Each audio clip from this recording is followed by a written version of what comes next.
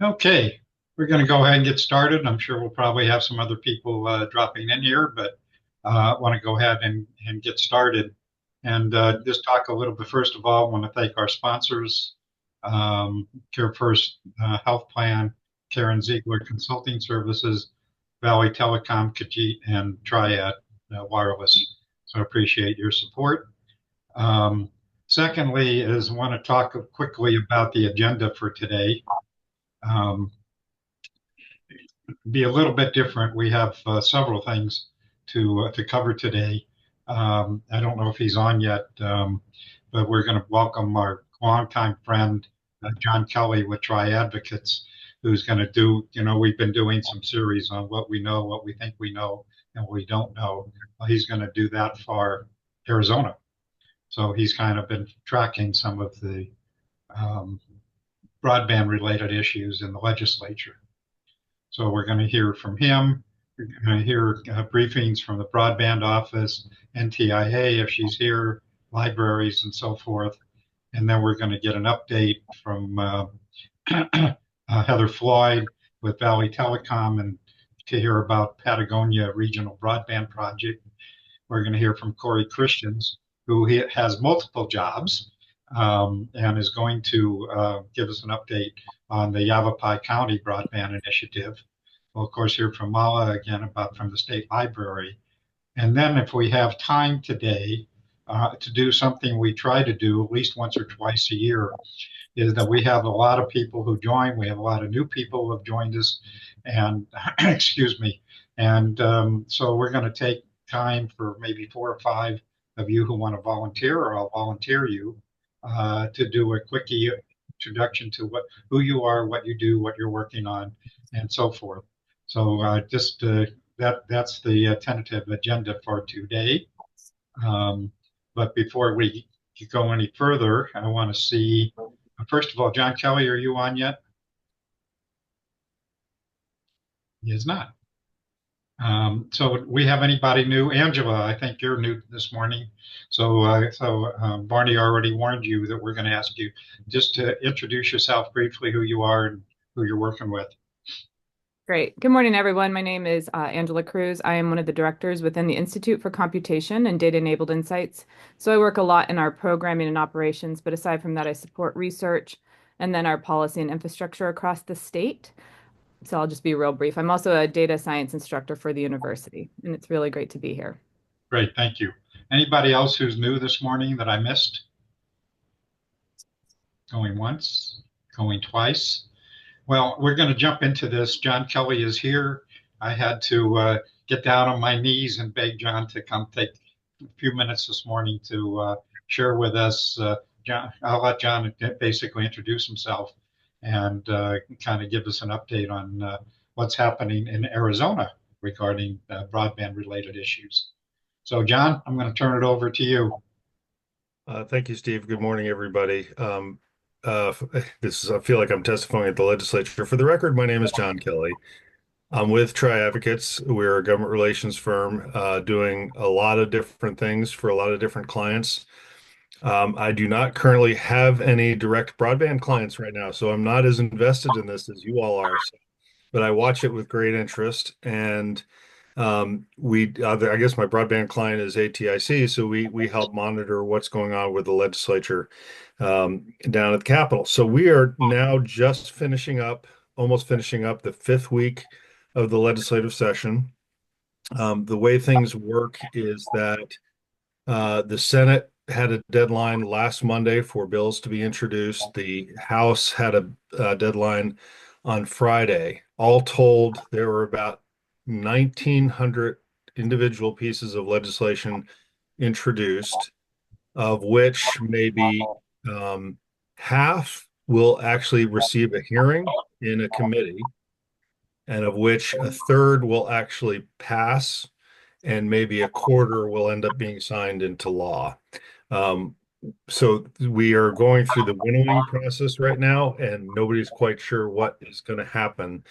Today is the last day of hearings for this week. There's only one committee that's hearing this week. They changed their schedule, so there's only hearings on Mondays, Tuesdays, and Wednesdays, with some exceptions. There is a Friday hearing as well.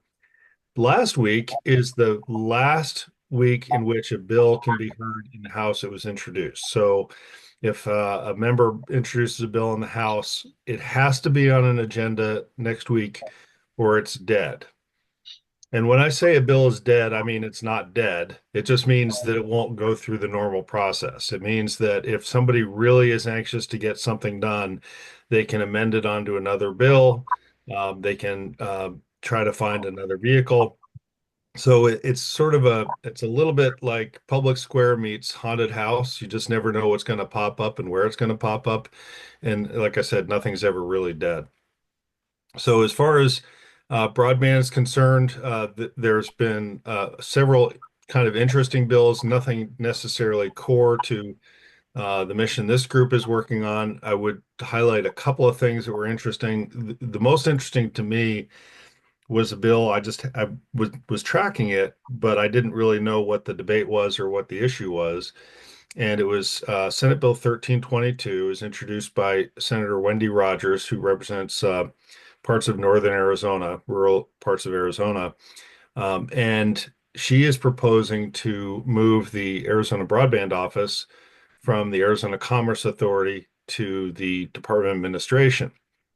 And I don't know why. I don't know what the justification for it was, but there was a hearing on the bill yesterday in the Senate Government Committee.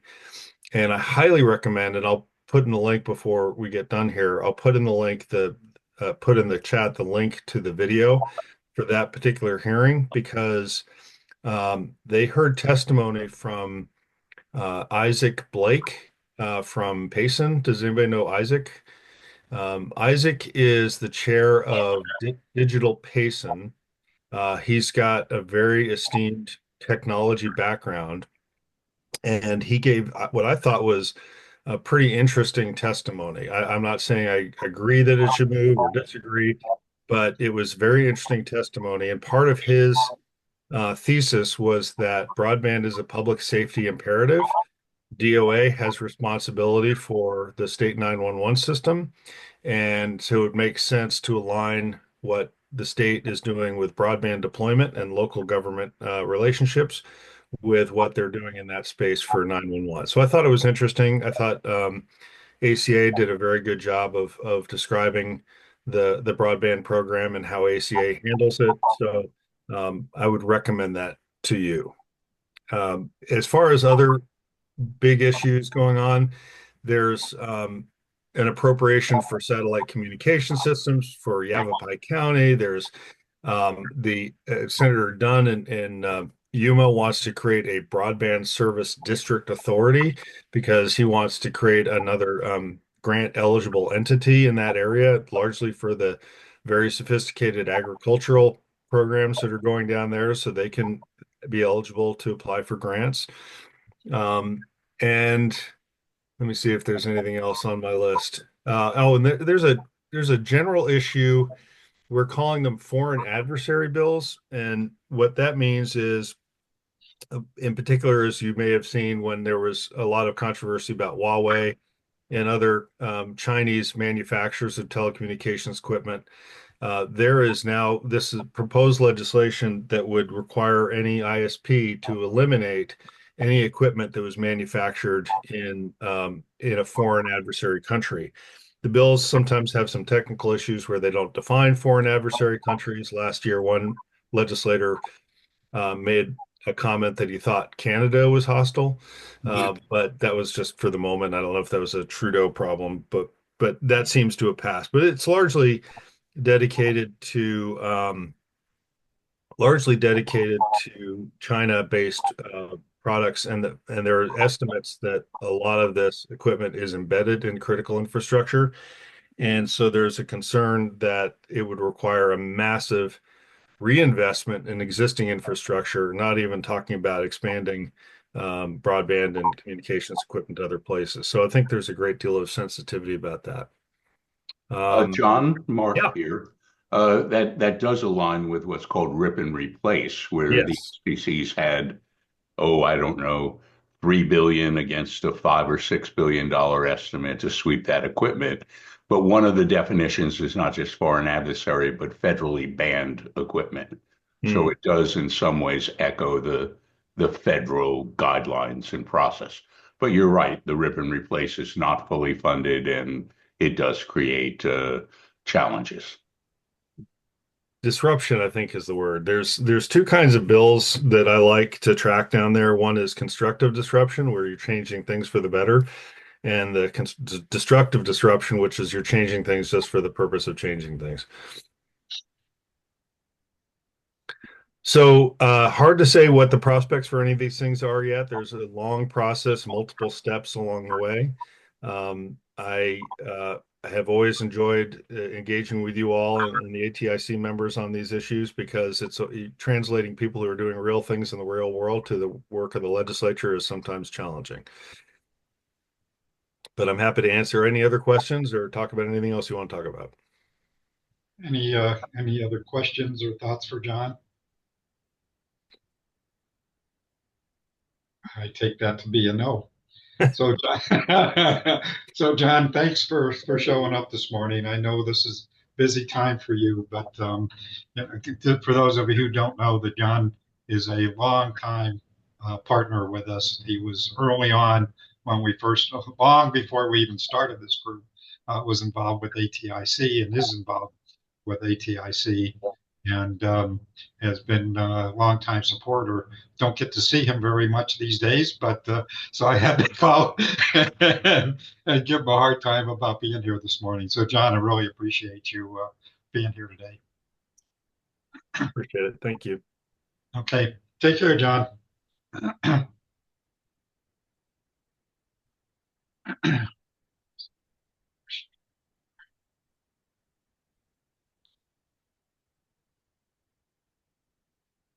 Okay, so getting back to our agenda this morning. First of all, anybody new join us this morning that I missed? If not, let's move on the agenda here. And so, Aaron, I know you're here this morning. I don't know if Kelly's here. Want to give us a quickie update on what's happening with the broadband office? Thanks so much. Hi, everyone. Good morning. Good day before Arizona Statehood Day to everyone. My name is Erin Larandos. I'm the Digital Equity Program Manager out of the State Broadband Office, which is currently housed at ACA. A couple of brief updates for this group. Some folks may have heard this yesterday, but that's okay.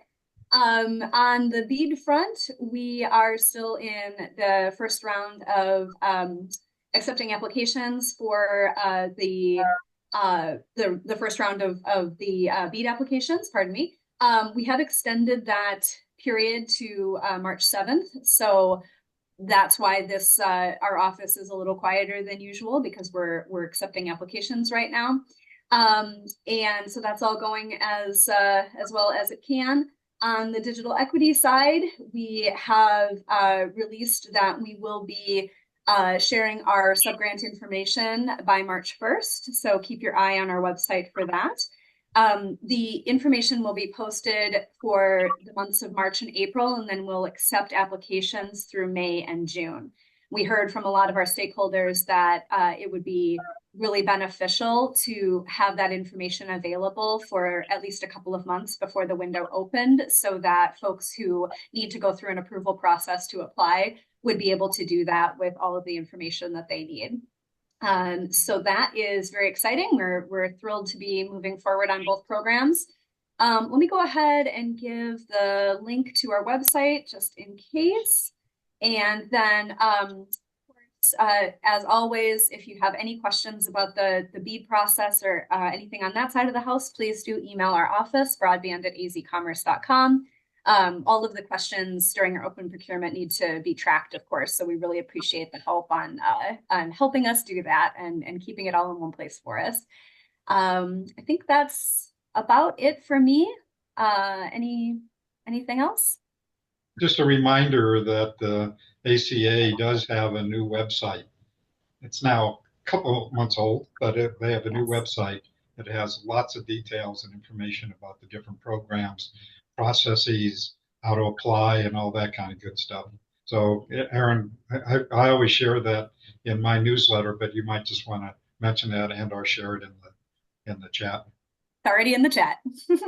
Okay. Steve, this isn't my first rodeo.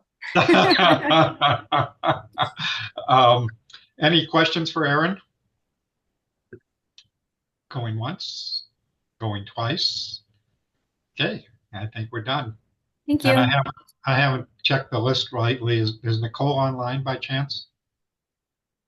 Don't think so. Okay. Well, just a reminder, if those of you who maybe weren't here last week or haven't seen my newsletter, that I just want to thank Paul Ross. Paul, are you online? Yes, I am. So, Paul, you want to just remind people about the awesome video that you did? And I have shared that link with everybody. According to you and others, it's an awesome video. So yeah, it's there, and I'll drop a link into the chat as well, just there as a ready reminder. But yeah, no, it's a nice video celebrating Arizona broadband. Yeah, it's really pretty awesome. Paul, just introduce yourself, would you please? Yes, hi. Yeah, Paul Ross. I'm the AVP CIO at Phoenix College, and I'm currently leading a NTIA MC grant, as well as an NSF grant on internships or externships. So if you ever have anyone looking for, if you are an employer and would like to have some talented community college students as interns, please give me a call. But yeah, that's what I do. So Paul, I think that's one of your many things that you do. That is true. He's one of the busiest guys I know. Okay, so moving on. Actually, Mala, do you want to do a quickie update on what's happening?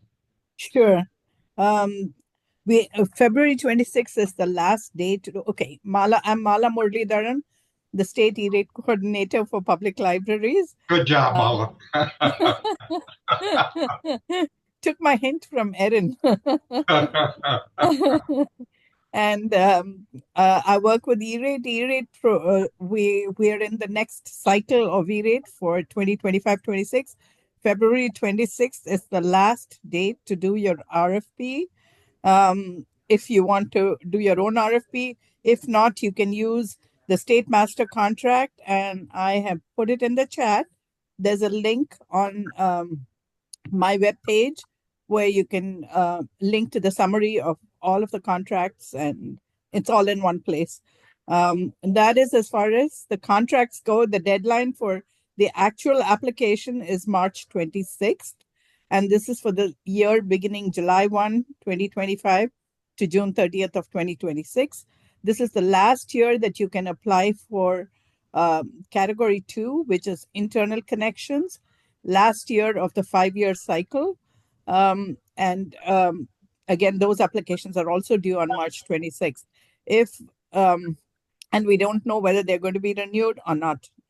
So this is a good opportunity to try to upgrade all those internal wiring, Wi-Fi points, hubs, routers, switches, anything else that you need to optimize the internet within your library or school. Want to give a shout out to Yavapai County. I think Corey is here and he'll talk more about it. They are one of the 2 libraries in Arizona that have won the cybersecurity pilot program, that have been selected to do an application for cybersecurity pilot program. This is really a big deal because the amount available was 200 million and the application received was 3.7 billion. So they got selected as one of 707 applicants nationwide. So kudos to Corey for spearheading that. I'm going to drop another link in the chat, and this is a link for a hotspot webinar. Hotspots have been funded through, I mean, at least they have been slated to be funded through the E-rate program by Jessica Rosenworcel, our former FCC chair, but it's in danger of being reversed by FCC. So here's a link to a webinar on the 26th. Those of you who are interested, please join the webinar. The link is in the chat. And this is done by Shelby, Schools, Health, Libraries, Broadband Coalition, which is working on all of these issues nationally. And it would be a really good webinar to attend and see the pros and cons of funding hotspots through the E-rate program. The whole issue is that E-rate was originally slated to be funding schools and libraries in premise, and the hotspots is taking this out of the premise, so out of its school and library location. There are lots of other things that are happening on the E-rate front. I'm not going to discuss all of them now because we don't have the time. But the last thing I want to say is about the Universal Service Fund, which is the basis of funding the E-rate program and several other programs. The opening briefs were filed 3 weeks ago at the Supreme Court because there was a challenge from the Fifth Circuit, and there have been over 20 supportive amicus briefs that have been filed, supporting the Universal Service Fund. And they should have a hearing by end of March and the decision by June, because right now the contributions are at 36.3%, which is the contributions come from landline service providers, and it is not sustainable. So we're going to wait and watch to see what happens and what options to fund this program are going to be taken. Back to you, unless there are questions for me, Steve. Any questions for Mala? Mala, when you say the funding from landlines is 36.3%, do you mean that on each landline they're charging a 36% tax No. for? No, that's not what I mean. On each of our phone bills, if we still have our landlines, there is about a $3 or $4 charge. That's the charge to us, the common folks.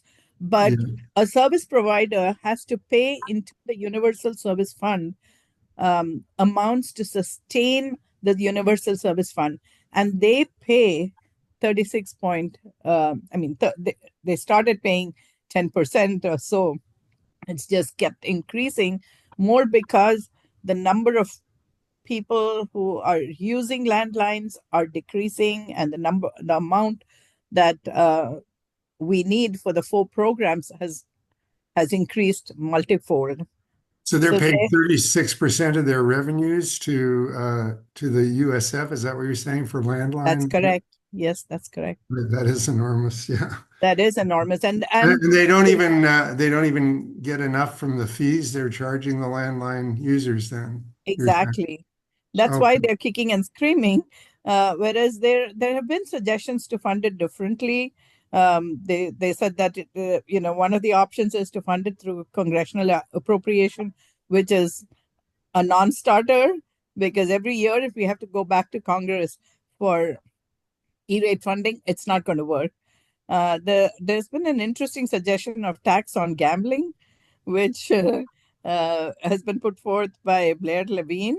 Another interesting suggestion was the platform providers, like digital advertising or cloud revenue for, the amount that they get from them should share this. And the fee on broadband internet access services called BIAS, Shelby supports that, and they have actually brought out a book. I'll put that link as soon as I get off talking. Shelby has a book that a publication that they put out, offering all these different options and the various ways in which it could be funded, so that it can be brought down to about 3 to 4% per service provider. Mm-hmm. But the Supreme Court argument is more on the legality of the Universal Service Fund, because it's been spoken of as an appropriation. It's been spoken of as a charge handed over to FCC and from FCC to USAC, the Universal Service Administrative Company that actually deals with all of the funding for the four universal service programs. So they say that that itself is illegal. And then the second issue is about the sustainability of the fund. Yeah. Kelly had a question? Mala, I think we're going to end because Corey just sent me a note reminder that he needs to be out of here pretty quickly. So Okay. we're going to move So on. I'll take Kelly's question later. Okay. Thank you. So moving on, we have a couple of communities who have started broadband initiatives, and one of those is Yavapai County Broadband Initiative. And so I want to introduce Corey Christians, who's the director and county librarian for the county library. He's the executive director of the county workforce development and project manager for the Yavapai County Broadband Initiative. So with that, Corey, I'm going to turn it over to you. Do you need to share? Yeah, that'd be great, Steve.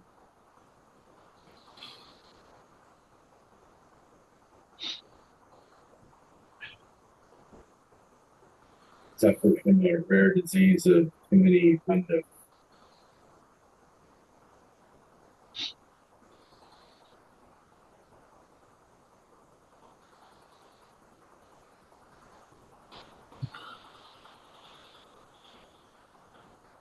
Not the same as Steve.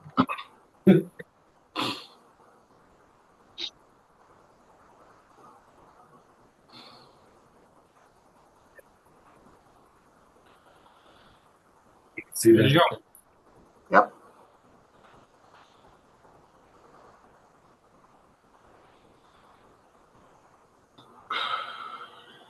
You're given the right side.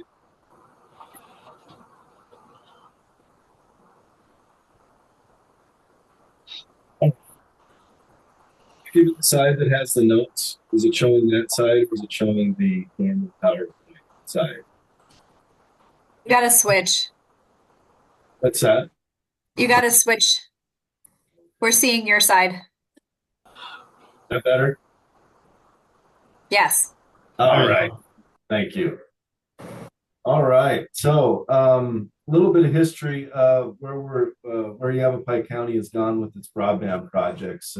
We're in a pretty good situation when things started for us with BEAD and some of these other projects, because in 2017 we had an E-rate build out to all schools and libraries that was completed at that time, or just past that time, and Sparklight built out to over 100 schools and libraries, all middle mile network with high-speed fiber. So that put us in a pretty good situation because they overbuilt too. So it wasn't just that they built enough for each library and school. They had an expansion built into their plan, which was good. So in 2022, the American Rescue Plan Act funds came along. The Board of Supervisors decided to allocate roughly half of their funds to building out high-speed internet to all the county. And that's the process we're in right now. Hopefully that will be completed this year. And then, of course, as you're all aware, 2025 BEAD funding comes out, which will hopefully be completed by 2030. So our plan is to have full service to Yavapai County for all residents by 2030, at least adequate internet speeds. So with ARPA, the Board of Supervisors on 8/18/2021 approved $20 million in funding. Cox Communications put in a proposal for 2 locations, which was approved at $3.7 million. WeCom put in for several locations, which was $8 million, and Sparklight proposed 1 location, and they received $5 million in funding. So these are the different ARPA projects that we currently have going on. Black Canyon City was 1,661 passings. With 1.6 million in ARPA funds, 3 million in vendor funds. That project is complete, or is nearly complete. Congress was 1,262 passings. You can see the amounts there. That project is complete. So right now, Congress has the fastest internet in the county. Our speeds that were tested were 3.5 gigs. So we're pretty excited about that project. Birdie Village is being built out right now, our largest project with over 4,000 passings. And as you can see here with the amounts, for the most part, the vendors are putting in about twice as much as they're receiving in ARPA funding, which is also what we found with our E-rate build out as well. So that helped inform these projects. So we're seeing about that 2-to-1 ratio. Some of the areas that are large in geographically speaking, like White Horse Ranch, where WECOM is building out, they put in less because they required additional in ARPA funds because those houses are so far apart. There's not much density. So the current status of these various projects, Black Canyon City, we're anticipating being completed by the end of Q2 of the calendar year. Birdie Village, we just broke ground December 19th. They're moving fast and a lot of hand digging there. Cordis Lakes is currently Cordis Lakes, we had the groundbreaking there. I'm not sure why I said March 2025. That project is fully in place and they are doing 3,000 feet a day. So they are really moving in Cordis Lakes. Spring Valley, that project will start soon. 217 isn't accurate. It hasn't happened yet, but it will be very shortly. Paulden is a community north of Chino Valley here in Yavapai County. It's slated to start soon. Beaver Creek Rimrock will start, and then White Horse Ranch as well. So we're anticipating all of these projects being complete by the end of this calendar year. So we also in this county early on decided we needed to get a coalition of all the different groups put together. So this is what the Yavapai County Broadband Initiative is. It's basically all stakeholders that we could find in Yavapai County that have a vested interest in how all this works. So every municipality is there, several nonprofits, some chambers, the tribe. Kevin's been to a couple of meetings, but hasn't been to any since.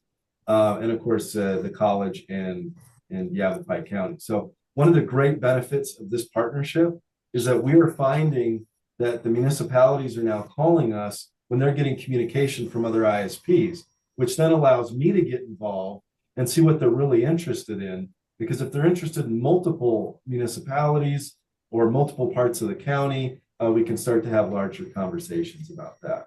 And many of the folks I'm talking to now don't even want federal money or state money. They just want to build out using their own funds. So part of our goals with the initiative itself is to keep everybody updated on our various initiatives, provide information regarding the BEAD project, challenge process, and now beyond that, and coordinate BEAD processes going forward. So a little bit about our BEAD initiative. You guys are aware of all this, $993 million in funds to AZ, $16 million in digital equity funds. ACA is administering that. Now the big thing we had as a governing authority is we could draft a letter of support for whichever ISPs we think would best serve our communities and counties. So for us, we have 120,000 of serviceable locations in the county. Of those, 84, almost 85,000 are served, 21,000 unserved, underserved, 14,000 unserved. So for us, that means we have about 5% of the total serviceable locations in Arizona, 19% of the total underserved locations in Arizona, and 10% of the total unserved locations. So where that put us is at the county with the number 2 as far as the number of locations that need better internet. We're just behind Cochise. So as I mentioned before, we can provide BEAD letters of support. Yavapai County provided letters to Allo, Arizona, Cox Communications, and WECOM Fiber. Sedona has provided a letter of support to Allo, and Clarkdale now has a questionnaire out, and Camp Verde may send a letter of support. We're still talking about that particular piece. But see, without that Yavapai County Broadband Initiative, I wouldn't have known any of this. They would just be off doing whatever it is they're doing, but because of that communication, we're coordinating a lot better. So other programs, RDOF has been a big concern when BEAD first started.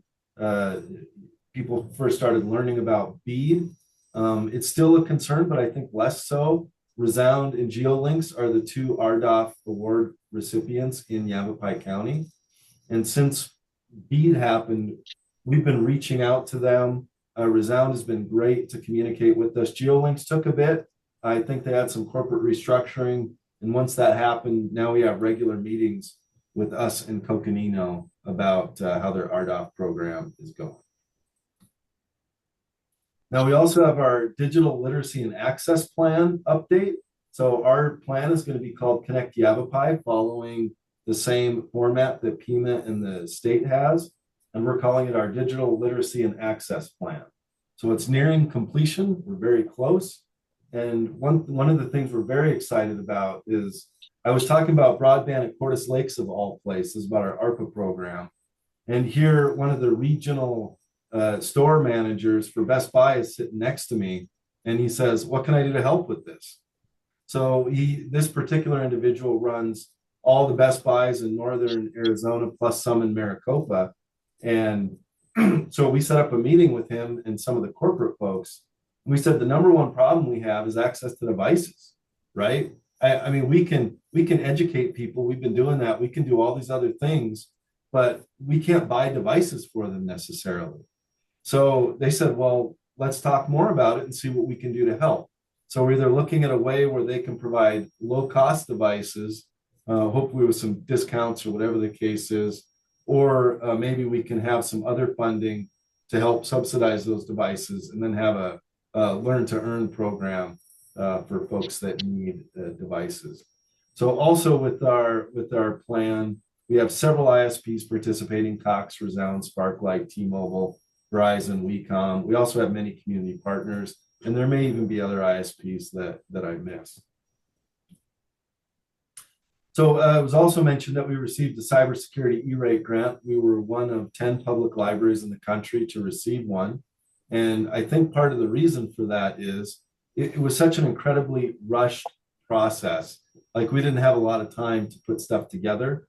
Thankfully, we have an E-rate consultant, Frank Vanderhorst, who does great work for us. And he was able to assist us in getting this put across the line. So part of this, I'm still, we did have a meeting with our IT, and they said, we really want you to do Palo Alto and this and that. And it's like, well, that's great.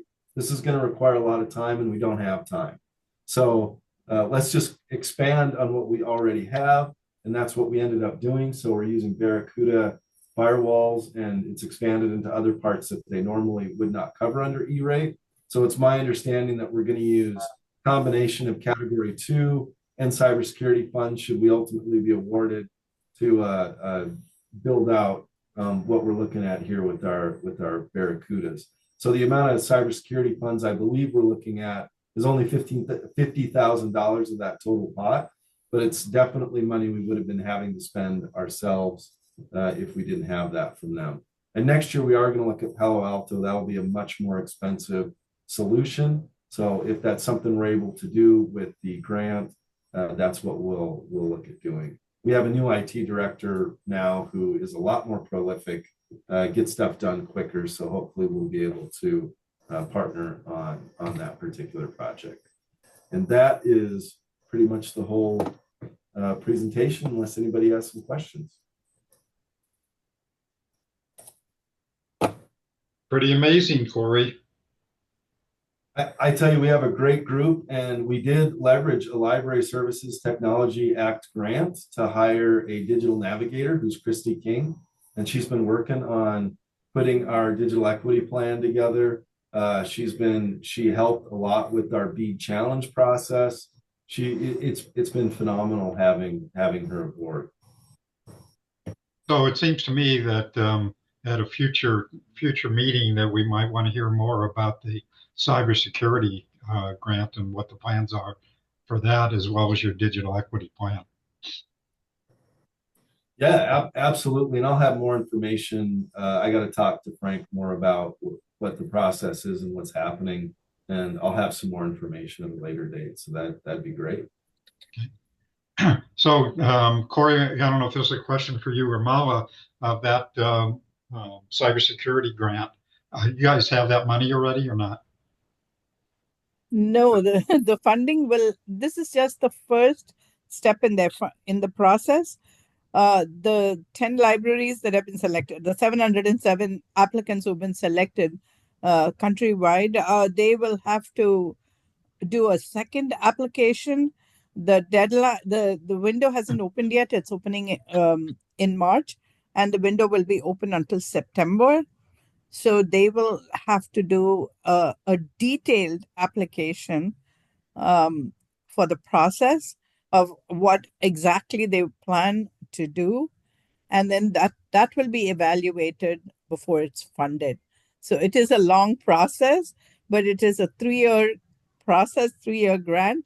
So they have to have their project completed by 2029, June 30th of 2029. And then the evaluation will take place. FCC will do an evaluation and decide what kind of cybersecurity fund they can offer through the E-rate program. So this pilot is actually feeding information to FCC about what was successful and what, they need to improve on. Yeah, and I can tell you that, I mean, from my perspective, the lack of time made it difficult for us. If we really had an opportunity with some real time to put something together, we could look at having a countywide cybersecurity support measure for all the school districts and libraries in the county. I mean, there's a lot we could do if we had more time and ability to plan. So, Mala, is that funding at risk at this point? I don't think that funding is at risk, but what is at risk would be the implementation of it after the 3 years. The $200 million has already been, shall I say, appropriated, although that's not the right word, but that's been set aside for this program, for the pilot program. So the pilot will go through. That's not a problem. Okay. Paul, you have a question, a comment? Yeah, Corey, when working through your build outs, how much time did you end up having to devote to like THPO and SIPO, the approval processes needed for build outs? Did you have to go through that, and how long did it take? I'm sorry, which acronyms were that? THPO and SIPO. So are you talking about permitting, I'm assuming? The state and tribal historic preservation, as well as the tribal historic preservation office. Those are two areas that I've seen build outs get caught up in that sometimes can significantly delay projects. I'm just wondering, what was your encounter with those two groups? We've not had any encounter with them. We're not building across any tribal lands. So I mean, I can tell you with our biggest hang up has been the Agua Fria National Monument, is that we have to build across that. Cox has had to, and we've literally been waiting for months for those particular permits to be able to go through. So the I-17 build out has been a challenge. Cox is going to use that for Black Canyon City, and they estimate that there's still probably 45, well, maybe 30 now, days out from being able to use that connection for Black Canyon City. So at this point, those are pretty much the two things holding up the build out in Black Canyon City. Okay. The reason why I mention it, because I wasn't doing any sort of build out, but I still had to go through THPO and SIPO approval processes. Even if I wasn't building out, they still were a required element to go through. And I think from what I've heard is that there's a lot of folks who don't know that those two groups actually do have a say, or they are part of a process, but it's just not widely known. But anyway, I know that I had to go through it, so that's why I was interested. But I understand what you're saying about the monuments too. And we've heard stories in the past about national parks. So yeah, it aligns to how much time it takes. You never quite know. I mean, it could just be Cox, WeCom, and Sparklight already did that. process wasn't too problematic for them, so they just didn't even bother telling us about it. Congratulations, though, on the work and all the efforts that you've brought to bear. Thank you. Thank you. Appreciate that. We've had a great team here. And I'll tell you what, our ISPs have been absolutely great to work with. Very professional. They're getting it done, and it's been nice to have that partnership. Great. Thanks, Corey. Thanks for being here. I know that this is normally a conflicting time for you to be able to attend our meetings, and we miss your being here, but hey, got to do what you got to do. Yeah, this is normally the time we have our ARPA meetings with our ISPs to do project updates. So that's why I haven't been able to make it, but it's an off week for that right now. So thanks, everybody. Appreciate your time. If you have any questions, please feel free to call or email me. Okay. Thanks, Corey. Thank you. So moving on, and I'm going to apologize to Heather Floyd because she was supposed to be on the agenda for the last couple of meetings, and so we're making time for her today. Heather has been a regular participant with us, and Heather, you want to introduce yourself and talk about the Patagonia initiative you got going on, please? Sure, Steve. No apology needed. I'm here most weeks, so it's no problem. I'm available when you need me. Heather Floyd, Regulatory Affairs Specialist with Valley Telecom. Let me see if I can share my screen. Did you give me some capabilities? You should be able to do that, but okay, looks like it's working. Let's see how there you go. Smart I am. There you go. Okay. Now I'm going to look like I'm not looking at you all because I'm on my other screen looking at the. So Steve wanted me to do the Patagonia project, but he's forgetting I needed to talk about another one too at the end. So let's start with Patagonia. Oh, do I have the same problem that Corey had where it's showing the next slide as well? Let's see. This is why Steve called me about Patagonia. We had a ribbon cutting event January 21st where ACA came out, and we have Keith Watkins there, the second one from the left, joining us in our ribbon cutting.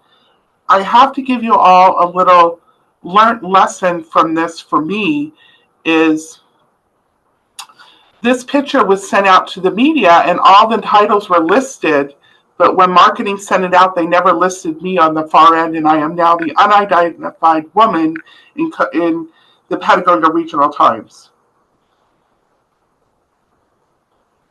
Hey, Heather, can you just back up a second and tell people who you are? Well, I thought I did that at the top. Heather Floyd, Valley Telecom, Regulatory Affairs Specialist. There you go. Thank you. So this is our Patagonia project. This is the entire town limits for Patagonia. And let me tell you about how we got invited to this project. The county was looking for partners to put in for the Arizona Broadband Development Grants, and they did interview 4 different providers with plans for this area. We had already had backbone down to Sonoyta, which is about 15 miles away from here, and we had an E-rate project to build to the Patagonia School. And the Patagonia School, do you see my mouse right there? Heather, we're not seeing the slides that you're talking about. We only see the main slide, the first one. Okay, let's see what's going on. Okay. There you go. Okay, perfect.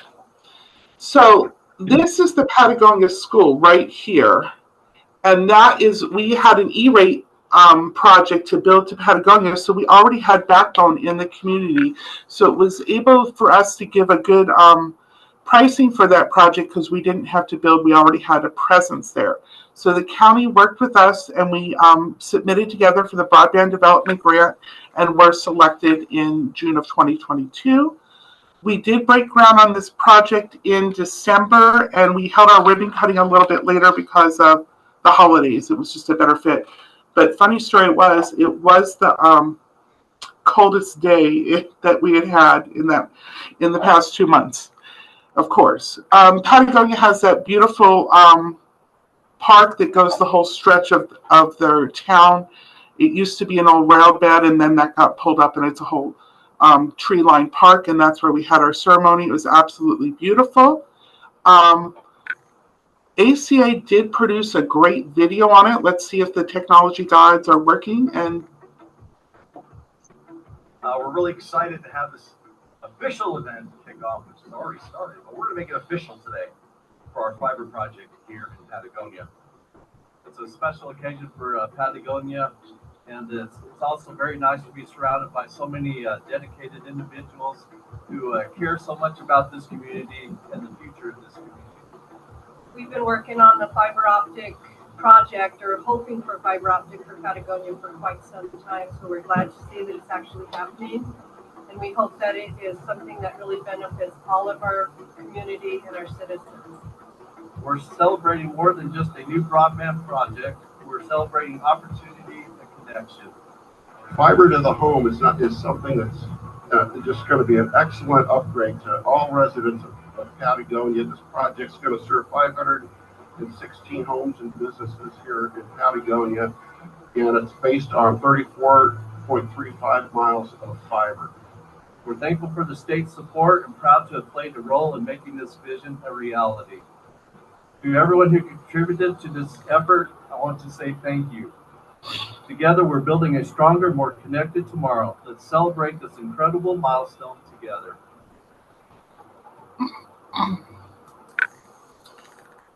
And that was just some great video work done by Blake over at ACA to capture that celebration. So the Patagonia project, they were served by an incumbent provider that really hadn't been upgrading their stuff. So they were still on old copper plant. This whole community is getting fiber, 516 homes and businesses. The grant amount is $1.8 million, and the matching funds for this from Valley are 1.7, excuse me. Total project, $3.6 million. And as you heard Keith say in the video, it is going to be 34 miles of fiber optic lines.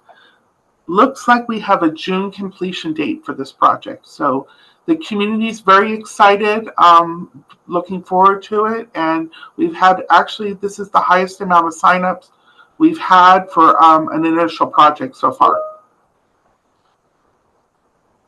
So let me move on to the other quick project I wanted to talk about. Late December in 2024, the ACA came back to us, and actually this was a grant project that we did submit with the original round in 2022, and this project got denied just because they ran out of funds. We all know that they had a limited amount of funds to spread throughout the state, and I guess some funds got freed up, and they called us and asked us if we could do this Graham County project. This project was also another joint application with the county. These are some really remote areas over in Graham County. This is Bryce, Eden, and Fort Thomas. This project will take actually 8 miles of backbone build that we do have to do from Thatcher, Arizona through Central and Pima in order to facilitate this build. This build, as I mentioned, was just granted to us in December, but it is on the same timeline as all the other Arizona broadband development grants, and we need to have this project done by next summer. So we're kind of in a rush getting ready and getting our engineering completed on this so we can break ground on it soon. This one, construction is going to start in June. It's going to connect 440 homes. It's going to be 65 miles of line of fiber. And grant amount is $3.9 million with matching funds from Valley and the county of $700,000. The unique thing about this project is we do have to cross the Gila River to build this project in Bryce, Eden, and Fort Thomas. So that's going to be a little bit of a hurdle for us. And the last slide has all of the figures. We do have 3 total Arizona broadband development grants, so I put them all on the slide. The other one, which is well underway, is West Wilcox. It's upgrading. We have currently serving that with a wireless product, and we're upgrading those homes to fiber. And that one is well in process and will be done in June as well. So those are Valley's 3 Arizona broadband development grants that we are working on. We also are working on 2 in southwest New Mexico. So we're pretty busy over here with our 80 employees managing 5 different grants. And we do have some other builds besides that, believe it or not. So any questions? Any questions for Heather? Well, this is another example. Well, we heard from Corey some great examples of things that are happening here in Arizona. There's a lot of stuff happening, and thanks to partnerships from the state, from local communities, that a lot of stuff is happening. So while we're still waiting for the BEAD funding and digital equity funding, that there's still a lot happening. And I should mention, not only with local communities and the state, but also with ISPs and working in partnership with those communities. So it's really great to see all that stuff happening. So any questions for Heather? Going Well, I once? appreciate the opportunity to share our projects. Thank you very much, Steve. Well, But open for questions, and I'll send you the slides. Sounds good. So let me see if I have what else I have on the agenda here today. Are there any announcements before I'm going to take a couple of minutes to do what I wanted to do earlier, which is to give a few of you a chance to do a quick elevator speech. But are there any other announcements that people need to know about? Going once? Going twice? Okay. I guess I should just again do a reminder that May 20 through 22, that NDIA Net Inclusion Conference will be here in Arizona at Wild Horse Pass, and they are looking for sponsors. Information about sponsorship is in my newsletter with a link on how to apply for that, and encourage any of you who may have some funding, and if not, at least that you encourage you to attend that conference. It's a big conference. It's a big national conference, and it's a great project for Arizona. So I encourage you to think about that. And let me stop sharing here and do the view. There we go. Okay, so that's all of our presentations for today. What I would like to do, we don't have a lot of time left, but I'm going to pick on a couple of you. Anybody want to volunteer to do a quickie 5-minute? Angela, since you're new today, you want to give us a quickie, what you're doing, who you're working with, and so forth, please? Sure, happy to. I did want to also, I'll put in the chat, Barney had mentioned our students in our AI core team and some of the work that they're doing in AI. And I was really excited to hear about everything happening today. Some of the work we are currently working on are some projects for a program called Natives Who Code. And we are working with some of the tribal nations on increasing computer science and technology use for our Native American students. But with that, we are really working on some of that policy and access for the infrastructure. We also have cybersecurity programs going on right now, and we have some collaboratives with the state CIO on some internship opportunities and practicing out cybersecurity hubs with a local SOC. So with some of these initiatives, we would really like to be able to figure out how to help everybody here leverage some of their writing, their grant writing, and their proposals, as we have some great relationships and some wins happening. And I think if we can do some of the broader county community work, it would be really excellent for all of us. A few other ones that we have going on right now, again, are some more agriculture and infrastructure needs across rural areas here. Really interested in learning more about what's going on down in Patagonia as well. That would be really excellent. I think those would probably be the big key things going on. We have quite a few other things, but those would be our keys. And I would put my email also here in the chat because I would like to be able to connect with folks and some of our team members. So Angela, Barney has been a regular attendee in our meetings. we don't get to see Ash very much because I know he's really busy. But it's probably time. I was telling Barney it's probably time to really dedicate some time. And now with your engagement, to dedicate some time to the work that you guys are doing, particularly in the AI space. Yes, that would be really great. We'd really appreciate it. So I oversee all of the programs in there and would love to be able to find a way to connect you in with Ash's team, the students, the work they're doing, again, our cybersecurity team, and some of the other proposals we have going forward with some of our rural communities and tribal nations.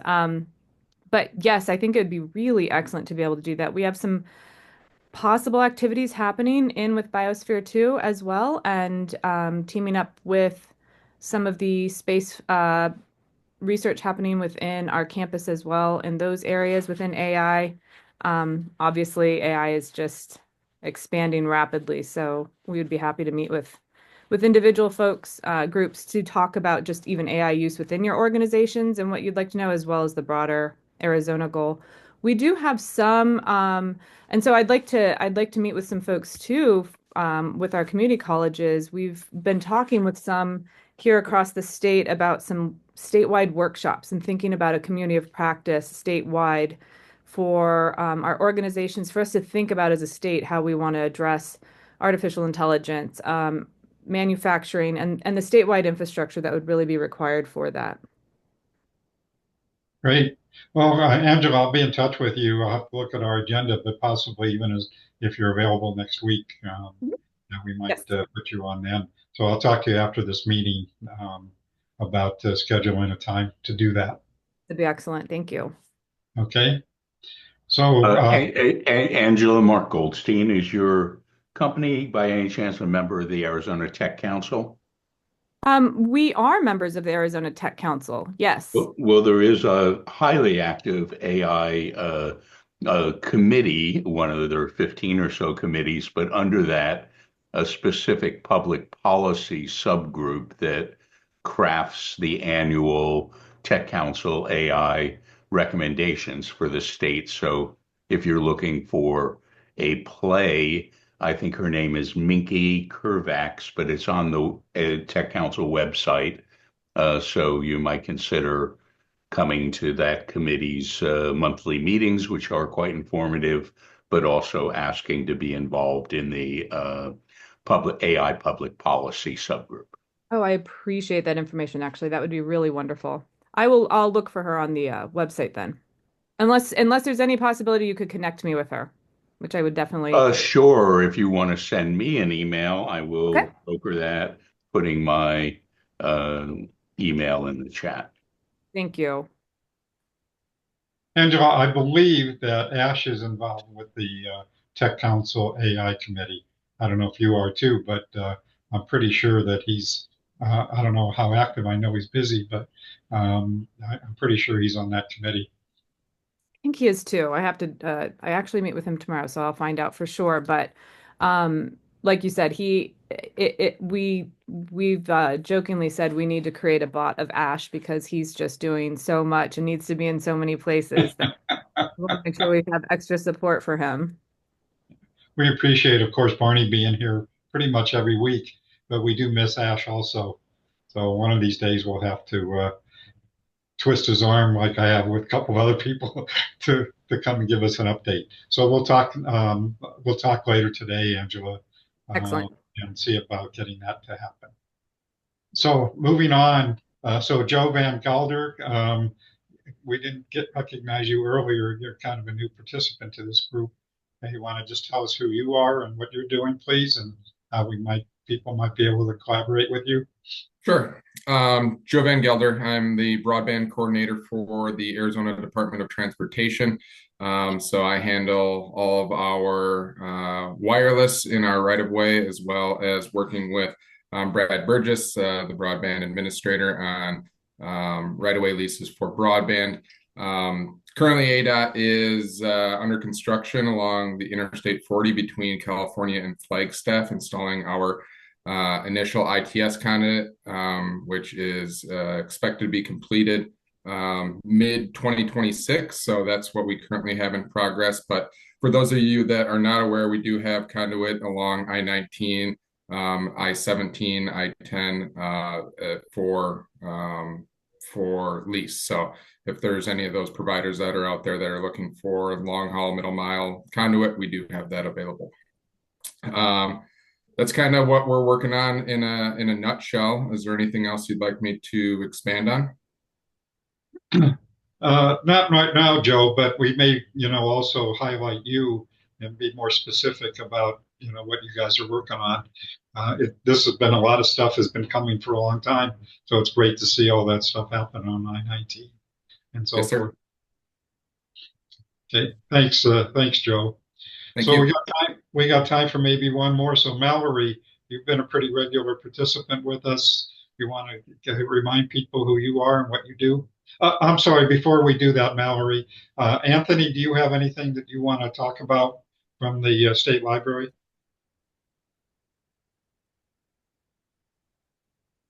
Hi, Steve. Yeah, just giving an overview of the State Library, just updates. Yeah, just anything new that you're working on at this point that you want to share with people? Yeah, so right now we're currently kind of in a transition phase here. I'm not sure how many people are aware the State Library is, or the state of Arizona is transitioning their managing service for staff from ACRO to knowledge services. So we're just kind of going through a process right now, working with Connect Arizona and trying to figure out that process. So that's kind of been our focus. I'll just say that tomorrow I'll be at Prescott Valley, so possibly see Corey, I'm not sure, maybe Christy King, and I'll be doing a presentation there on Connect Arizona. But yeah, other than that, not too much to update you on. Okay, thanks, Anthony. So I'm sorry, Mallory, you want to take just a few minutes? Sure. Yeah, I guess I've been regular attendee somewhat. I'm based in Colorado, so my time does change, which means it has been, since the time change, it's been a little more difficult to get to this meeting. So I'm actually really looking forward to the time change again, and you guys will go back to being at 9 a.m. instead of 8 a.m. for me. But I'm Mallory Duvall. I work with Consortia Consulting. We work with broadband providers. We help them with a lot of their business aspects. We do grants. We actually just finished up working with several different tribes on some digital equity native entity, digital equity grants. I guess those were due last Friday. So we've gotten several of those done, but specifically in Arizona, we work with Tohono O'odham. That tribe, their TOUA, I guess the utility authority. But we work primarily with broadband providers, not just tribal, although in this case, that's what has been occupying my time recently. Great. Thanks, Mallory. And we always welcome your participation when you can be here. Sounds good. So anybody else have anything else, any announcements that they want to make? Just a reminder, as you all know, that I do send out the chat at the meeting, preferably within a day or two. But if you heard anything today that anybody put in the chat, you can immediately download the chat. If you go to chat, and at the very top, you'll see three ellipses, three dots. And if you click on that, you can download the chat directly to your computer. So just a reminder about that. And anybody have anything else that they want to share this morning? So those of you who have been participating with us know that we do our kibitzing after the meeting. So I'm going to stop the recording, and anybody who wants to stay on, it's just basically an informal opportunity for people to chat, to share information, to ask questions, whatever. So I'm going to stop the recording, and we'll see who hangs on here with us. Thank you all.